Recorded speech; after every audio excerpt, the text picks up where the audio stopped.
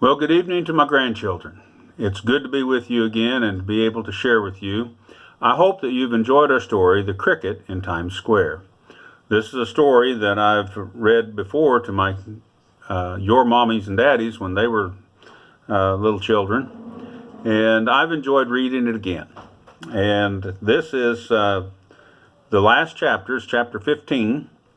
And if you remember last time, we talked about that Chester just wasn't happy, and he wanted to go back to Connecticut, where he came from, to his old tree stump and the meadow and the brook and the other animals that lived there. And so he gave his farewell performance, but no one except for Harry the cat and Tucker Mouse knew that it was his final performance. But he's decided to go back. And so we pick up our story at the end of the concert that he gave as his final farewell. Chapter 15, Grand Central Station. After the concert, Mama and Papa Bellini had to go off for the evening. They left Mario in charge of the newsstand and told him they would be back later to help him close up. The boy took Chester out of the cricket cage, balancing him on one finger. He was glad that they were going to have some time to themselves for a change. First, he took a cardboard sign that he had printed saying, "Next concert, 8 a.m." He leaned it up against the cage. "That'll keep people from bothering us about when you play next," he said. Chester chirped. But he knew he wouldn't be playing the next morning at 8 a.m. "Now we have some supper," said Mario. He unwrapped a fried egg sandwich for himself and brought over a mulberry leaf from the cash register drawer for Chester. The mulberry leaves were kept in the compartment next to the quarters. For dessert, there was a Hershey bar, a smidgen from one corner for Chester, and the rest of it was for Mario. Then, after dinner, they began to play some games. Leapfrog was the one they enjoyed very much. Mario made a fist, and Chester had to jump over it. The trick was that Mario could put his fist anywhere he wanted inside the newsstand, and Chester still had to land just on the other side of it. They kept the score for half an hour, and Chester had 34 hits to 5 misses, which was quite good considering the hard places that Mario found to put his fist. Hide and seek was fun too. Mario closed his eyes and counted, and Chester hid somewhere in the newsstand. Since there were piles of papers all over, and since he was very small himself, the cricket found lots of good hiding places. And if Mario couldn't find him in a few minutes, Chester would give a quick chirp as a hint, but it was hard to tell whether the sound came from behind the alarm clock, or maybe in the Kleenex box, or maybe from the cash register drawer, and if Chester had to chirp 3 times, it was understood he had won the game. About 10 o'clock, Mario began to yawn, and they stopped playing. The boy sat on the stool with his back resting on the side of the stand, and Chester gave him a private recital. He didn't play any of the things that he'd learned that were from the humans. He just made up some of his own pieces as he went along, and as he played, very softly so the people in the station wouldn't hear him and come over, he wanted this to be just for Mario alone. As he listened, turn the page. The boy's eyes slowly closed, and his head drooped over to one side, and he laid on his shoulder. But through his sleep, he could still hear the cricket's silvery chirping. Here's a picture of Mario, and he's just about sound asleep.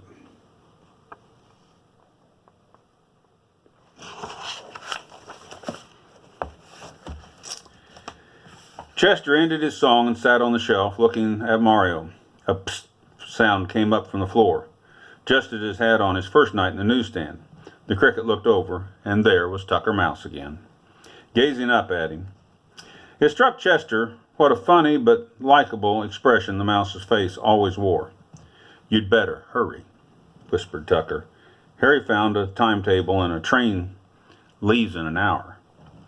"I'll be over in just a minute," Chester called down to him. "Okay," the mouse answered, and scooted across the station floor. Mario's right hand was cupped in his lap. The cricket jumped down into his palm. In his sleep, the boy felt something and stirred a little. Chester was afraid he might wake him up, but Mario only settled in for a new position. The cricket lifted his wings, drew them lightly together. There was all of his love, and all of his goodbyes, too, all in that one chirp. Mario smiled at the familiar sound. Chester looked around the newsstand. The box of Kleenex, the alarm clock, Papa's pipe. When it came to the cash register, he paused just a minute. Quickly, springing to the edge of the drawer, he vanished back into the darkness. When he came out again, the little silver bell was hooked over his left front leg, holding it tight against him to muffle the tinkle. He jumped to the stool, to the floor, and out the crack. "What's the bell for?" Tucker asked when he arrived at the drain pipe. "It's mine," said Chester. "Mario said so, and I want it to remember everything by." Here's a picture of Tucker Mouse and Chester Cricket, and he's got the bell. And he's come over to where Tucker Mouse has other scrounging stuff.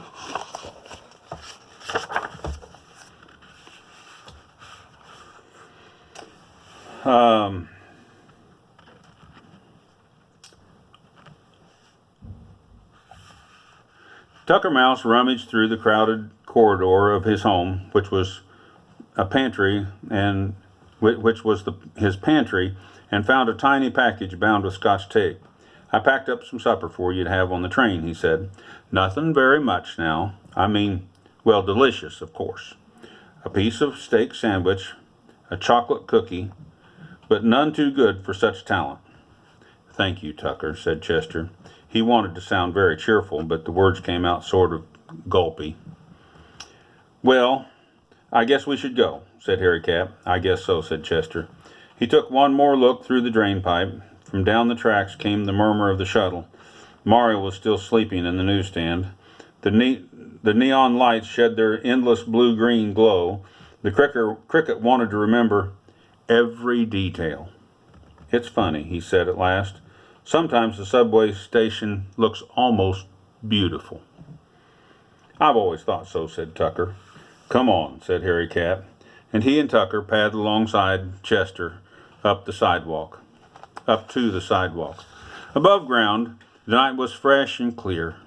Not as hot as summer nor as cool as autumn. Chester jumped up on Harry's back and took hold of the fur there. He could probably have made it on his own to Grand Central Station jumping by himself, but it did save time to be given a ride. And crossing the streets would have been a problem for a cricket raised in Connecticut. But Tucker and Harry were experts at traveling in the city. Not a single human being even saw them, as they glided along soundlessly underneath the cars that lined the 42nd Street. When they reached the station, Harry led the way through the maze of pipes and deserted rooms and back halls down to the level where the trains were. He was a great explorer, that Harry Cat, and he knew most of the secret ins and outs all around New York City. The late local express was leaving on track 18. Chester hopped onto the rear platform of the last car and settled himself in a corner that would be out of the wind. And there were only a few minutes left before the train started. "How will you know when you get to Connecticut?" said Tucker. "You were buried under sandwiches when you left there."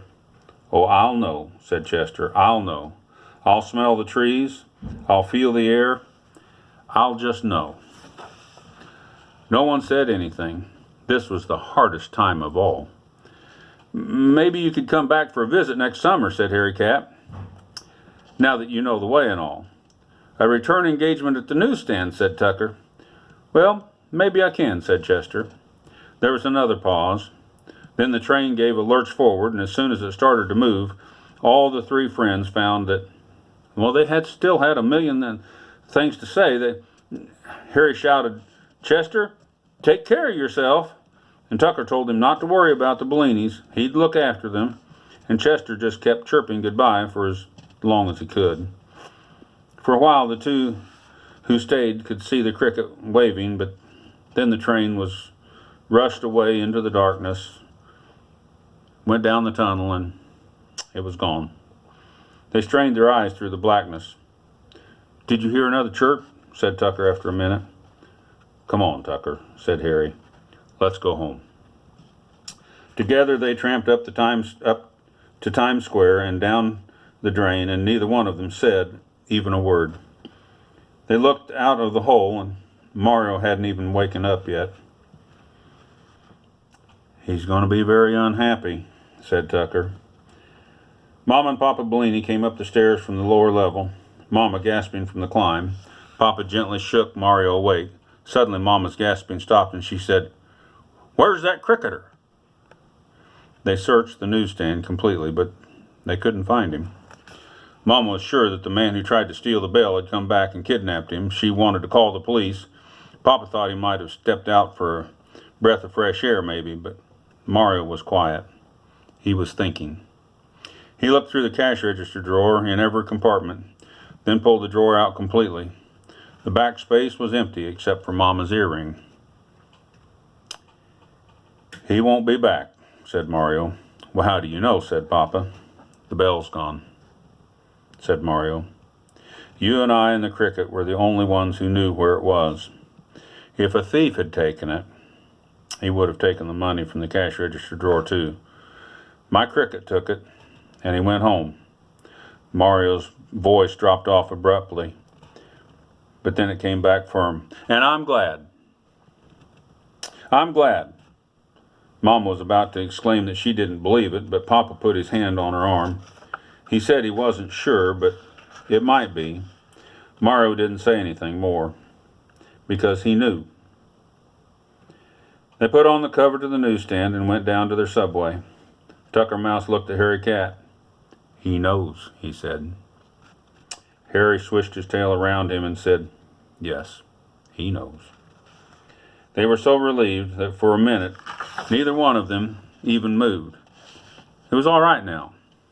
Chester was gone, but it was all right. It was all right for everybody.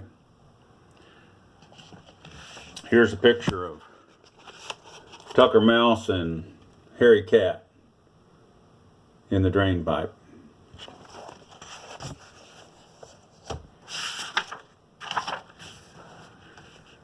After a while, they went back and lay down in the shredded newspapers, but neither one of them seemed to be able to fall asleep. Tucker Mouse changed his position. "Harry," he said. "Yes," said Harry Cat. Maybe